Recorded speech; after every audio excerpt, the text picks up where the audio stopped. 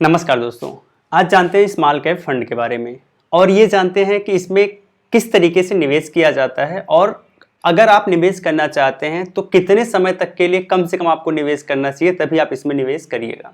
चलिए शुरू करते हैं। स्मॉल कैप फंड से मतलब है एक ऐसी एएमसी की एक ऐसी स्कीम, जैसे सिंपल सी बात है, आप जब निवेश करने जाओगे म्यूचुअल फंड में तो सबसे पहले आप किसी एएमसी को चुनोगे। अब एएमसी की सिर्फ एक स्कीम नहीं होती, बहुत सारी स्कीमें होती हैं। ये भी स्कीम होती है, वाई भी होती है, जेड भी होती है, एक्स वाई भी होती है, ऐसे बहुत सारी स्कीमें होती हैं। अब मान लीजिए जो एक्स स्कीम है ये पर्टिकुलर स्मॉल कैप फंड है, ठीक है, पर्टिकुलर स्मॉल कैप फंड है जिसमें आपको निवेश करना है। अब जो स्मॉल कैप फंड होगा ये ऑपरेट करेगा एक फंड मैनेजर इसे ऑपरेट करेगा और फंड मैनेजर ही टोटल डिसीजन लेगा कि कितना इसमें निवेश होना चाहिए, कितना परसेंट आपका इक्विटी होना चाहिए, कितना डेट होना चाहिए, कितना कैश होना चाहिए, इसके साथ ही साथ कितना जो है इसमें लार्ज कैप होना चाहिए, कितना स्मॉल कैप होना चाहिए। इस तरीके का डिसीजन पूरी तरह से फंड मैनेजर के ऊपर डिपेंड करता है। लेकिन चूंकि स्कीम है स्मॉल कैप फंड, तो इस स्कीम में बेसिकली ऐसी कंपनियां ज्यादा रहेंगी जो स्मॉल कैप स्टॉक्स में आती हैं। अब स्मॉल कैप स्टॉक्स किसे कहते हैं? ऐसी कोई भी कंपनी जो 5,000 करोड़ से नीचे की हो, 5,000 करोड़ हो या फिर 5,000 करोड़ से नीचे के मार्केट कैपिटलाइजेशन की कंपनियां हो, वो स्मॉल कैप स्टॉक्स के रूप में जानी जाती हैं। अब ये आपको देखना है कि भाई चूंकि स्मॉल कैप फंड है इसलिए इसमें कम से कम 60 to 65% इन्वेस्टमेंट बेसिकली 5,000 करोड़ से या फिर उससे नीचे के मार्केट कैपिटलाइजेशन के स्टॉक्स में लगाया जाएगा, ठीक है। तो इसीलिए इसका नाम होता है स्मॉल कैप फंड, क्योंकि ज्यादा लगभग 65% हिस्सा स्मॉल कैप स्टॉक्स में इन्वेस्ट किया जाता है। अब 65% आप निकाल देंगे तो बचेगा आपका 35%। जो 35% हिस्सा है, यह हिस्सा कुछ अलग अलग तरीके के सिक्योरिटीज में लगाया जाता है। जैसे मान लीजिए स्मॉल कैप में तो आपने 65% लगा लिया, हो सकता है कि इसमें 10% आप लार्ज कैप में लगा लें, फिर अगला 10% आप मिड कैप में लगा लें, ठीक है। अब 20% ये हो गया, 15% बचता है। कुछ हिस्सा हो सकता है कि डेट में भी लगा दिया जाए और कुछ परसेंट हो सकता है कैश में रहे। तो इस तरीके से इसमें अलॉटमेंट फंड मैनेजर के द्वारा किया जाता है। तो ये आपने समझ लिया। अब आपको इसमें निवेश करना चाहिए कि नहीं करना चाहिए? अगर करना चाहिए तो क्यों करना चाहिए? पहली चीज तो यह है कि इसमें रिटर्न आपको बहुत ज्यादा देखने को मिल सकता है और लॉस भी बहुत ज्यादा देखने को मिल सकता है। इसका रीजन ये होता है, ऐसी कंपनियां जिनका मार्केट कैपिटलाइजेशन 5,000 करोड़ से कम है, इनमें ग्रोथ अपॉर्चुनिटीज बहुत ज्यादा हैं।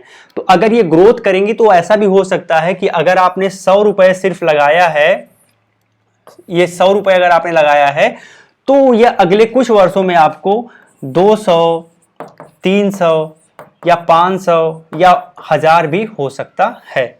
इतनी अपॉर्चुनिटीज है क्योंकि कंपनियां ग्रोथ फेज में है, ज्यादा ग्रोथ करती हैं। लेकिन यह भी हो सकता है कि 100 रुपए आपका 50 रुपए भी हो जाए, क्योंकि अगर मार्केट बियरिश मूड में है तो गिरती भी बहुत तेजी से है। तो अब आपको क्या करना चाहिए? पहली बात कि अगर आपकी एज 20 से लेके 30 वर्ष के बीच में है तो आपको स्मॉल कैप फंड में निवेश जरूर करना चाहिए। 20 से 30 के वर्ष में के बीच में अगर आपकी एज है तो आपको चुनना चाहिए स्मॉल कैप फंड, और कम से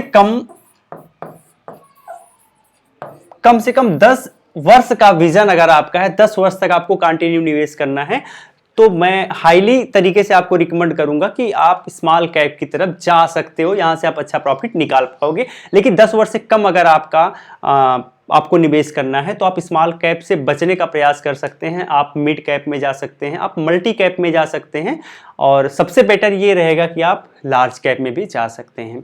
लेकिन स्मॉल कैप में 10 वर्ष कम से कम आपको निवेश करना हो तो आप जाइएगा, ठीक है। और 20 से 30 के वर्ष में अगर आपकी एज है तो आप जा सकते हैं। इससे ज़्यादा एज है तो ये थोड़ा सा आपके लिए रिस्की हो सकता है। आगे बढ़ते हैं, इसके कुछ एडवांटेज और डिसएडवांटेज जान लेते हैं। तो पहला इसमें एडवांटेज ये है कि यहाँ रिटर्न आपको बहुत ज़्यादा मिल सकता है, ठीक है। और यहाँ दूसरा यहाँ पे पहला जो आपका डिसएडवांटेज है, यहाँ पे रिस्क आपका बहुत ज़्यादा है। रिटर्न भी बहुत ज़्यादा मिल सकता है, रिस्क भी बहुत ज़्यादा है। इसके बाद दूसरा यहाँ पे जो एडवांटेज ये है कि अगर आप इसमें निवेश करेंगे तो आपका पैसा बहुत तेजी से बढ़ेगा। बहुत तेजी से बढ़ने का मतलब है कि यहाँ पे लगभग अगर 10 वर्ष तक अगर आपने कंटिन्यूसली निवेश किया और वो भी एसआईपी के माध्यम से, तो आप देखेंगे कि आपका पैसा बहुत तेजी से बढ़ेगा। ठीक है, और इसमें आपको निवेश करना चाहिए एसआईपी के माध्यम से। वन टाइम इन्वेस्टमेंट करने से बचिएगा। एसआईपी के माध्यम से हर महीने अगर आप पैसा लगाते रहेंगे तो वो ज़्यादा बेटर है, ज़्यादा अच्छे से आपका रिस्क मैनेज करके ज़्यादा अच्छा रिटर्न आपको दे पाएगा। यहाँ पे रिस्क ज़्यादा है, ये वोलेटाइल ज़्यादा होता है, यानी मार्केट ऊपर है बहुत तेज़ी से बढ़ता है, मार्केट को बीट कर देता है, नीचे है तो बहुत तेज़ी से गिरता भी है। और यहाँ पे एक एडवांटेज ये है कि अपने बेंचमार्क को बीट कर लेता है।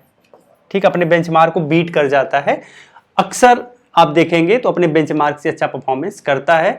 तो ये कुछ अच्छाइयाँ हैं, ये कुछ बुराइयाँ हैं जिनको ध्यान रख के आपको निवेश करना है। और फिर से मैं वीडियो क्लास में बताना चाहूँगा, अगर आप कम से कम 10 वर्ष आपको निवेश करना है तो ही आप स्मॉल कैप फंड को चुनिएगा। अगर आपकी एज 20 वर्ष से 30 वर्ष के बीच में है तो ही आपको स्मॉल कैप फंड का चुनाव करना है। साथ ही साथ आपको जब भी स्मॉल कैप में निवेश करना है आप सिप के माध्यम से करिएगा, एसआईपी के माध्यम से, जिसे सिस्टमैटिक इन्वेस्टमेंट प्लान कहते हैं। तो इससे आपका रिस्क भी कम हो जाएगा और रिवार्ड भी आपका बढ़ जाएगा। उम्मीद करते हैं वीडियो आपको अच्छी लगी होगी, लाइक एंड शेयर कर सकते हैं। जय हिंद।